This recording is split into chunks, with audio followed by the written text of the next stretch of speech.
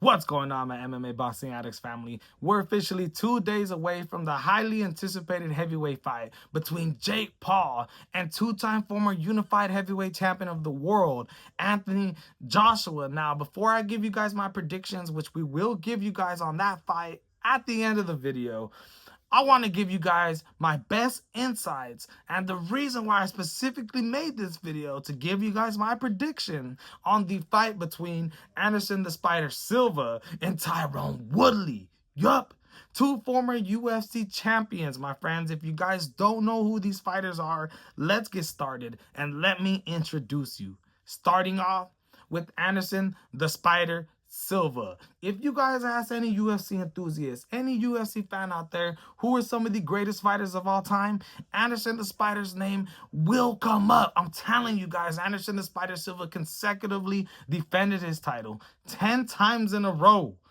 Literally holds the number 3 spot behind Demetrius Johnson and John Bones Jones for the most title defenses in UFC history. Also holds a record right now that still stands, even though he hasn't fought since 2020, with the most consecutive victories in a row in the UFC, tied with Islam Makhachev, who's your welterweight, former lightweight world champion, currently in the UFC. 16 consecutive victories in the UFC. Anderson the Spider Silva, number 1. Okay?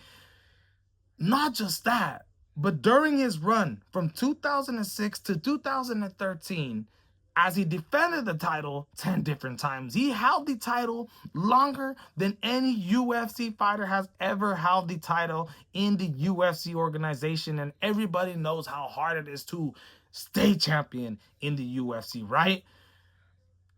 Tyron Woodley. This guy is a former UFC welterweight champion of the world, having defended his title 4 times before running into Kamaru Usman in 2019. He started his mixed martial arts career in 2009, and by 2013, was in the UFC. By 2016, beat Robbie Lawler to become the welterweight champion of the world. Defended it 4 times, and then, like I said, ran into Kamaru Usman in 2019, and since then to his last fight that was in 2021 against Vicente Luque was absolutely tough. He fought 3 more times after his loss against Kamaru Usman. He fought Gilbert Burns, he fought Kobe Covington, and then he fought Vicente Luque. Lost all of these, and not just that, but in my opinion, he lost his striking skills. He lost his IQ when it came to how good he was. He lost his athleticism that he had at one time. At one time, when he was defending his titles, he was knocking guys out. You know, he was beating Stephen Thompson. He was beating these guys with skills that he had all around. I never really thought that he was the best striker, but he always had absolute power in his right hand, right? That's how he was finishing a lot of guys. He would hit you with his right hand, boom, knock you out, and finish you on the floor.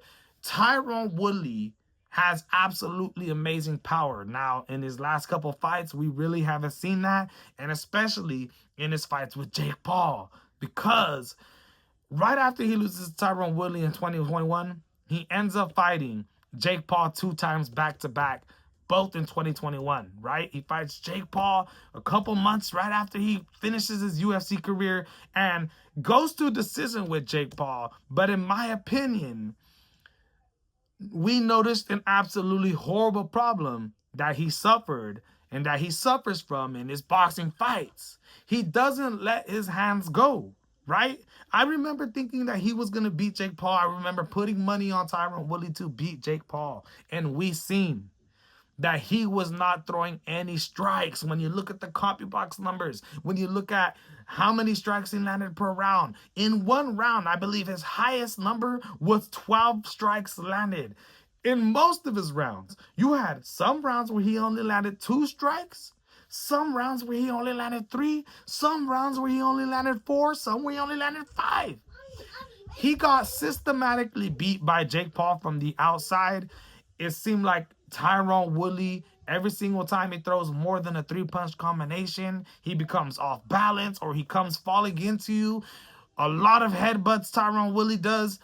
He isn't necessarily the best boxer. And like I said, when he fought against Kobe Covington, who was the last southpaw fighter that he's faced, like Anderson the Spider Silva, Kobe Covington was out boxing him. Yes, the fight stopped because of a rib injury. Kobe gave him that rib injury. Kobe was beating him down, stand up, taking him down, everything, all right?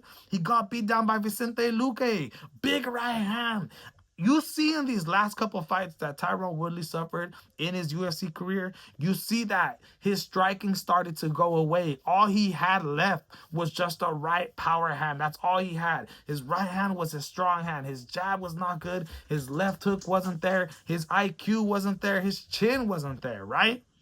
You seen in the second fight against Jake Paul. Jake Paul in the 6th round obliterates him. And one of the reasons why he did is because Tyron Woodley not being as experienced in boxing, he bites the fence a lot. Jake Paul, at times, he's right here striking with him in the orthodox position, throws a right hand, right? Boom, to Tyron Woodley. And Tyron Woodley will be trying to block these shots with his hands. Instead of catching them, he'll be reaching down, trying to block right hands over here, trying to block right hands over here, trying to block them like that, trying to block them down. And Jake Paul, all he did was flinch. You seen this overhand right hand coming from a mile away, but because he went, Tyron Woodley decides to put his arm down. He puts his left arm down because he gets shocked. He's biting to a feint. He doesn't know how to react. That's unexperienced. He puts his hand down and gets put to sleep in the 6th round. This is a guy who I said cannot throw a 4-punch combination to save his life. And that's all it would go. It would not go 5-6. He doesn't let his hands go. He's a single shot, single striker, standing at 5'9", right? Was a welterweight, but we just heard he said that, yes, I was 170 pounds in the UFC. I was a welterweight champion, but I was cutting down from 210. I was cutting down from 205. So he's always been a naturally bigger guy. Weight bully. Now, Anderson the Spider Silva started his professional career in mixed martial arts back in 1999. 1999 compared to Tyron Woodley's 2009. All right? But the difference is Anderson the Spider Silva is now 50 years old. Yup, he's 50 years old while Tyron Woodley is 43 years old, okay? Anderson the Spider Silva started his UFC career in 2006. And in 2006, like I said, went on one of the most insane runs in UFC history. It's one of the reasons why people call him the GOAT, knocking out guys like Danny Henderson, Rich Franklin, Stephen Bonner, Victor Belfort, Damian Maia. The list goes on and on and on. This guy defended from 2006 to 2013. Like I said, defended his title 10 times in a row.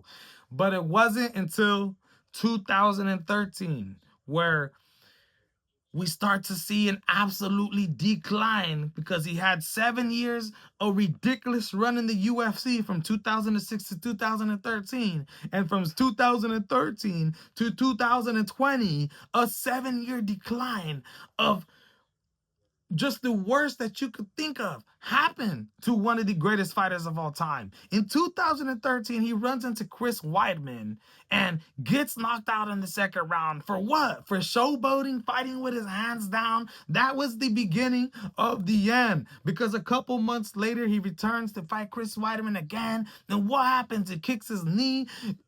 Anderson the Spider Silva's ankle literally comes apart. His leg, you can see it wrapping around. It was absolutely horrible, right? And within those 7 years, literally had a record of 1-7-1. Yes, 7 losses, 1 win, which was what? To Derek Brunson in 2017. He went from 2013 to 2017. 4 years without a win. And his last fight was against Uriah Hall, right, in 2020. Got knocked out in the 4th round. His last couple fights, you can just see the oldness starting to catch up with him again. You can see it. He's 50 years old, right? When this guy decided to retire after his Uriah Hall loss, he ends up making his boxing debut. And this was highly anticipated. This was a guy who came from a kickboxing record, had history of possibly fighting against Roy Jones back in the days. That never came to fruition, but we always knew he wanted to make a boxing career, okay? right after he finishes his fight with Uriah Hall, he comes out and faces Julio Cesar Chavez Jr., who at one time was a WBC middleweight champion of the world. Yup.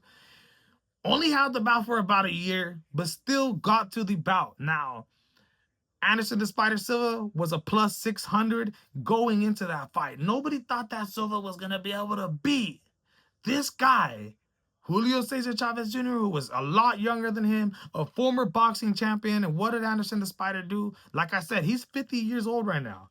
And he fought against Julio Cesar Chavez in 2021, right? So he was 46 years old when he fought this guy. So he goes in there and absolutely destroys Julio Cesar Chavez, just boxed the head off of him. Julio Cesar Chavez Jr. had no reason to be in the ring with Anderson the Spider Silva, as Anderson Silva literally boxed the head off of him, was moving around the ring, using his distance, using his slick head movement, using his jab, and boxed his way to a victory. Now, after that fight, in 2021, he comes back against Tito Ortiz and knocks Tito Ortiz out, who's a former UFC champion, a guy who, in my opinion, his prime was between 2000 and 2006, right? When I thought Anderson the Spider Silva's prime was in 2006 to 2013. Tito Ortiz had no reason to be in that boxing ring with Anderson the Spider Silva. Anderson Silva knocks him out, obliterates him, and my goodness, my people, that was the end for Tito Ortiz. Now, Anderson the Spider Silva, his next fight, he comes back against Bruno Artesaza, right? Sorry if I'm mistaking his last name, but this guy was a UAE Warriors champion out of Abu Dhabi. You know, it's another MMA organization, not as big as the UFC, one of these regional circuits. Anderson the Spider Silva went in there. It says it's a draw, but he went in there and beat the hell out of this guy, Bruno, man. I think he dropped him in the 5th round, if I can remember. Anderson Silva absolutely destroyed Bruno, man. Not even a fight at all. Now, the fight right after Bruno, that's when he goes up against Jake Paul. All right. And in that fight against Jake Paul, yes, he was dropped in round 8. Yes, I only gave him round 1 and round 3. He was getting his head boxed off by Jake Paul. There was times where we seen good things. The problem is, that last fight against Jake Paul was in 2022. That was his last actual competition that he lost in, that we can talk about all the things that he did wrong in that fight, right? Like not letting his hands go, like not having great defense, right? Fighting with that shoulder roll. You see in the southpaw position, you see Jake Paul absolutely taking advantage of that and clipping Anderson Silva at times in that fight. He was looking like he was slowing down a little bit, okay?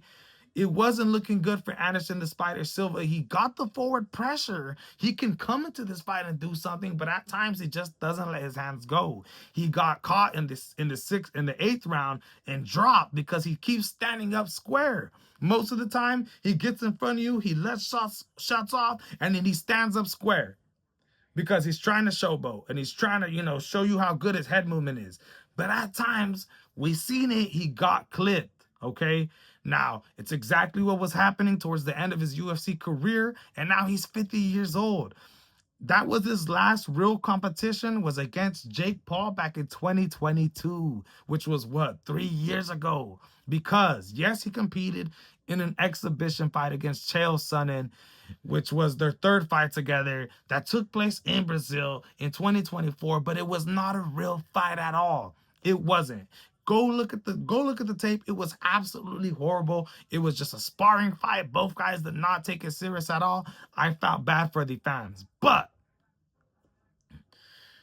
when I look and I compare both of these fighters, Tyron Woodley's last fight against Jake Paul was 4 years ago, right?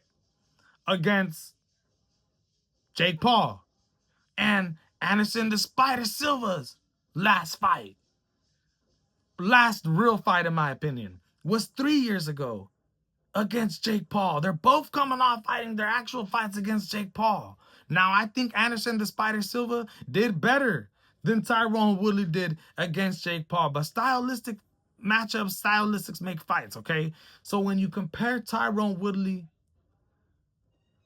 to Anderson the Spider Silva, I think, okay, who has the advantages here? I know for a fact Anderson the Spider Silva It's going to be faster. It's going to have better head movement. It's going to have better feet, right? Is going to be moving around the ring, using his boxing IQ, actually boxing. He knows how to box. While we know Tyron Woodley is most likely going to be putting the pressure. He's going to be coming forward, trying to let off his combinations, his big punches. Now, the question is, will he be able to land them? In the first fight against Jake Paul, he landed in the 4th round, rocked him, right? After that, it seems like he just can't really land that big punch to put your lights out. He'll land punches every now and then. Jake Paul had to continue to stay on his feet. In the second fight, Tyron Woodley came out a completely different fighter, more aggressive, tried to let his hands go a little bit more, but in my opinion, like we say, Tyron Woodley needs to let his hands go. When he does, he comes lunging a lot. He can't throw more than a 4-punch combination. So by doing that, Jake Paul was able to capitalize in the second fight, and him himself was being more aggressive and knocked out Tyron Woodley for his reckless mistakes. So if he makes that in this fight and he comes against Anderson Silva and he makes reckless mistakes, does Anderson Spider Silva have the power at 50 years old to knock out Tyron Woodley? I honestly don't think he does, but I do think he possesses the skills to outbox somebody like Tyron Woodley, even at the age of 50. Tyron Woodley was literally filming a movie when he got the call 3 weeks before this fight was announced, right? He only had a month to prepare for this and was preparing for Roadhouse #2, right? Acting with guys like Conor McGregor, Dustin Poirier. These guys were all filming a movie. He gets the call, late replacement to replace Chris Weidman. In comes Tyron Woodley, who hasn't fought in 4 years. He said he was kind of preparing a little bit. He said while this 4 years off, he was supposed to fight Pacquiao. He was supposed to fight Floyd Mayweather. He was supposed to fight KSI. That never happened. He got signed to the GFL. The GFL never went through. Absolutely ridiculous. He says he's been working. He says that over the last months when he got called to do the movie, he gained a belly. So he had to start working out, start going to the gym to be able to prepare himself to go into this movie. But was he preparing himself how? Just going to the gym and lifting weights, or for a fight? It's a short notice fight. Ring rust will be there. He doesn't let his hands go, and it scares me. I know he's the underdog in this fight, but I've put money on Tyron Woodley before, and I just I can't trust somebody like this. Even Anderson at 50 years old, I would still rather pick him to win this fight based off of his last couple fights and what I believe he can do. I seen an interview with him. He's looking happy. He's looking healthy. This is a highly anticipated fight. Anderson Silva, he fought in the middleweight division, is a bigger guy, right? This is 192 pounds. Tyron Woodley said he wanted it to be at a lower weight to give more of an advantage for him. He understands Anderson the Spider Silva's bigger. Anderson the Spider Silva's what, 6'2"? Tyron Woodley, 5'9". He got the reach advantage too. I know Anderson the Spider Silva's reach is 77.5 inches, while Tyron Woodley's is 74. So